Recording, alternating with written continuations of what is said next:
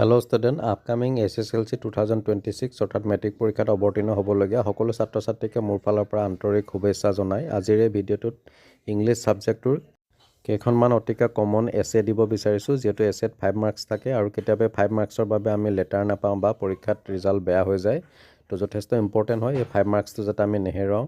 আমি কিবা এটা পঢ়ি যাম আৰু আহিব এক্সামত বেলেগ কিবা তেনেকুৱা এটা কনফিউজন আহি যায়, কি লিখিম কি নিলিখিম। তো তেনেকুৱা এটা চিটুৱেশ্যন যাতে ক্ৰিয়েট নহয়, তো ভিডিঅ'টো তোমালোকে চাবা সম্পূৰ্ণ স্কিপ নকৰাকৈ, কাৰণ ভিডিঅ'টোৰ শেষত আমি এটা সঠিক সিদ্ধান্তত উপনীত হ'ব পাৰিম যে এইকেইখনে এছে চিঅ'ৰ পৰীক্ষাত আহিব।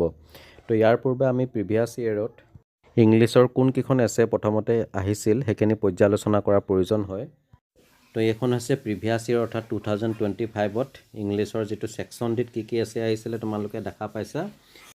এ নম্বৰ দিছে দ্য ইম্পৰ্টেঞ্চ অফ স্পৰ্টছ, আৰু বি নম্বৰ দিছে ইয়'ৰ ফেভাৰেট টুৰিষ্ট ডেষ্টিনেশ্যন, আৰু চিত দিছে visit to A place of historical interest. আৰু এই তিনিখন এছে আহিছিলে প্ৰিভিয়াছ ইয়েৰ অৰ্থাৎ SSLC 2025ত। অৱশ্যে ইয়াৰ লগতে যদি কোনোবা এছে লিখিবলৈ টান পোৱা তেতিয়াহ'লে ষ্টৰি ৰাইটিং আহে, কেইটামান আমাক আউটলাইন দি দিয়ে, তাৰ ওপৰত বেছ কৰি আমি এটা ষ্টৰি লিখিব লাগে আৰু শেষত ষ্টৰিটোৰ এটা চুইটেবল টাইটেল দিব লাগে। এনিৱে যিয়ে নহওক, নেক্সট আহোঁ আন কেইখনমান এছে যিটো 2024ত আহিছিলে। কি আহিছিলে আমি চাওঁচোন। তো ইয়াত প্ৰথমখন আহিছিলে নেচাৰেল ৰিচোৰ্চেছ, আৰু বি নম্বৰ দিছে আউটড'ৰ গেমছ, আৰু চি নম্বৰ দিছে ইয়'ৰ ফেভাৰেট বুক। গতিকে ইম্পৰ্টেণ্ট হয় ইয়'ৰ ফেভাৰেট বুক। এইবাৰ আমি আন এটা বছৰত কি এছে আহিছিলে এইখিনি চাওঁ। তো ইয়াত আহিছিলে চায়েন্স ইন ডেইলি লাইফ, আৰু এখন দিছে ৰেইনি ডে। দুখনেই দিছে, দুখনৰ ভিতৰত যিকোনো এখন লিখিব লাগে, কিন্তু মাৰ্ক কিন্তু 5 মাৰ্কছে থাকে সদায়। নেক্সট আন এটা বছৰত চাওঁ। ইয়াত আমাক দিছে প্ৰথমটো দিছে অবিডিয়েঞ্চ টু পেৰেণ্টছ, আৰু বি নম্বৰ দিছে ক'ভিড-19 আৰু এতিয়া নাহে কাৰণ ইতিমধ্যে কৰোণাৰ ছিজন কেতিয়াবা সমাপ্ত হৈছে। আৰু চি নম্বৰ দিছে স্প্ৰিং ছিজন ইন আছাম। ইয়াত যিটো অবিডিয়েঞ্চ টু পেৰেণ্টছ সেইটো যথেষ্ট ইম্পৰ্টেণ্ট হয়। নেক্সট আন এটা বছৰত চাওঁ। ইয়াত দিছে চায়েন্স ইন এভৰিডে লাইফ। এইটো ৰিপিট হৈ থাকে, চায়েন্স ইন এভৰিডে লাইফ। আৰু অসমীয়াটো ৰচনা আহিয়ে থাকে দৈনন্দিন জীৱনত বিজ্ঞানৰ ভূমিকা, এইটো যথেষ্ট ইম্পৰ্টেণ্ট হয়। আৰু এখন দিছে travelling as a part of education. তো এইটো ইমান ইম্পৰ্টেণ্ট নহয়, নাহিবও পাৰে। শেষত আন এটা বছৰৰ আমি কি এছে আহিছিলে চাওঁ।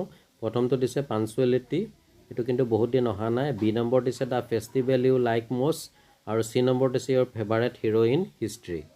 তো ইতিমধ্যে আমি কেইবাখনো এছে চালোঁ প্ৰিভিয়াছ ইয়েৰৰ। তো এই সকলোখিনি কথা চালি জাৰি চাই আমি কেইখনমান এছে এবাৰ প্ৰাধান্য দিব পাৰোঁ SSLC 2026ৰ বাবে। প্ৰথমতে আহিব ডিচিপ্লিন, যথেষ্ট ইম্পৰ্টেণ্ট হয়। এবাৰ এখন অহাৰ যথেষ্ট সম্ভাৱনা আছে, কাৰণ ডিচিপ্লিন এছেখন প্ৰায় ৰিপিট হৈ থাকে। আৰু এখন আমি চাব লাগিব life of a great man বা ছিংগাৰ। এইখন এছেও যথেষ্ট ইম্পৰ্টেণ্ট হয়। তোমালোকে জুবিন গাৰ্গৰ বিষয়ে চাই যাব পাৰা, বা ডাইৰেক্ট আহি যাব পাৰে Zubeen Garg the soul of Assam. এইখন এছে আহি যাব পাৰে, এইবাৰ পৰীক্ষাত যথেষ্ট সম্ভাৱনা আছে। নেক্সট আৰু এখন এছে হৈছে mobile phone oblique internet uses and abuses of cellular phone. এইখন তোমালোকে চাবা। তাৰপিছত আৰু এখন চাবা চায়েন্স ইন এভৰিডে লাইফ, এইখনো যথেষ্ট ইম্পৰ্টেণ্ট হয়।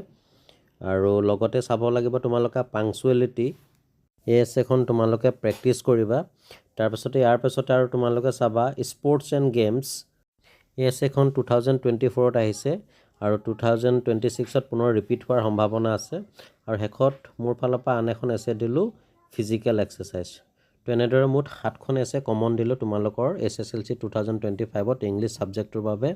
তো আশা কৰি ইয়াৰ মাজৰ পৰা যিকোনো এখন এছে আহিলে তোমালোকে নিশ্চয় সুন্দৰকৈ লিখিব পাৰিবা। গতিকে প্ৰতিখন এছে তোমালোকে প্ৰেক্টিছ কৰিবা, লিখি মুখস্থ কৰিবা, যাতে এছেত যিটো 5 মাৰ্কছ থাকে এই 5 মাৰ্কছটো তোমালোকে ইজিলি ল'ব পাৰিবা।